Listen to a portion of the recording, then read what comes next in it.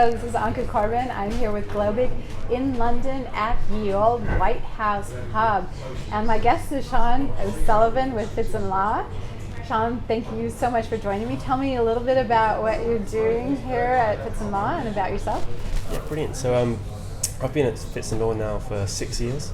Kind of worked my way up the firm. I'm a tax manager, and I sort of worked the way through that. It means that we're dealing with kind of VAT, corporation tax, stock options, various different items that come up. We're helping the UK subsidiaries that our firm kind of specialise in, but also the parent companies as well. So it kind of gets a good variation of work. Yeah.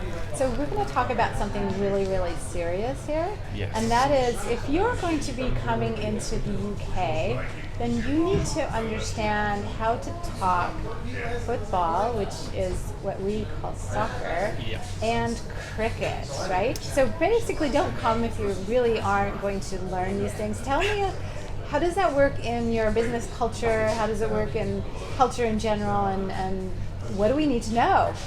Definitely. I think, soccer, as it is in the US, or football in the UK, is a key part to a Monday morning. The first half an hour is always everyone asking how each other got on, their teams that they follow, and then for the people that may play as well, how they did. It's a real key part to I say, kicking off the week. And then by the time it gets to the Friday afternoon, you're all talking about what's going to happen over the weekend as well. So it kind of follows the way through the week. How competitive are you? Are you kind of putting money here, or are you really just putting your pride? Most of it is pride. That's the bit that you actually really care about. The money. Every now and then, I do actually have the person who sits opposite me. We always have £5 each year on whose team's going to do better, and I've been fortunate enough the last couple of years to come out on top on that.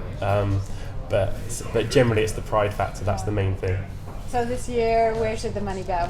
At the moment, it should be coming back to me again, but there's a long way to go. And the team that my colleague supports is a kind of global name. In Manchester United, so therefore I'm sure they'll probably pick up, whereas the team I support is maybe not quite as big, but one that I would highly recommend to any expats coming over, because we're building a new stadium that is going to incorporate or have a retractable pitch, which means NFL games can be played. So Tottenham Hotspur is the team for expats. So say that again. Tottenham Hotspur. Tottenham. All right. So often, if you do a Google search, there's two types of Spurs that come up. Okay. One is the US side, and then one is the English UK football team. So what is a Hotspur? It's you're looking at one right now. No, that's what. So I've been following them since I was growing up, and I think that's very much a cultural thing in the UK. You often pick a team and you stick with it. So.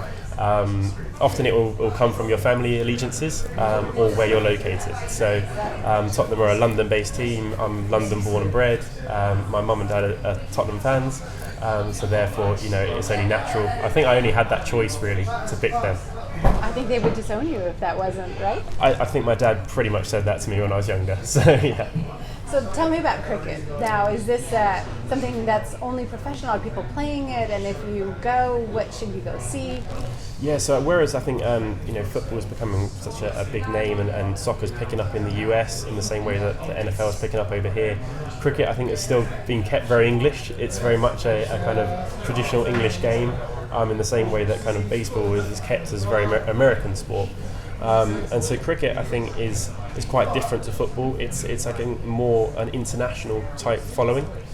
So a lot of people who are cricket fans will only follow England rather than a smaller county side, as we call it in the UK. So instead of following Manchester United's, Arsenal's, Liverpool's, those big sides in the UK for soccer, you would support England.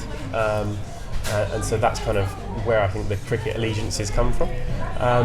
I think quite a few people play cricket in the UK.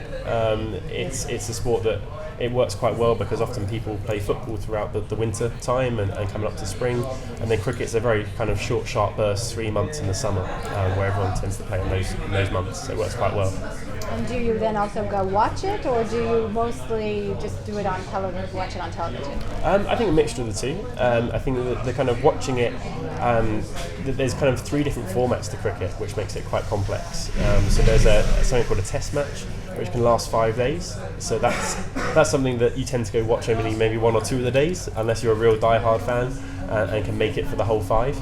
And then there's a 50 over format and a 20 over format, and those are kind of both played within the same one day.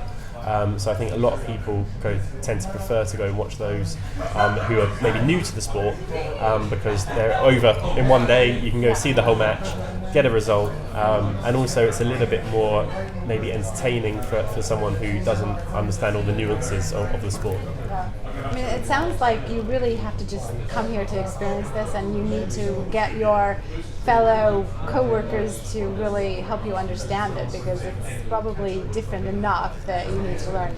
Yeah, definitely. I mean, I think there's, for example, in cricket, there's 9 ways that batsmen can be out, which is quite complex. Admittedly, there's only 2 or 3 maybe that are the main ways that they get out, but there are technically 9.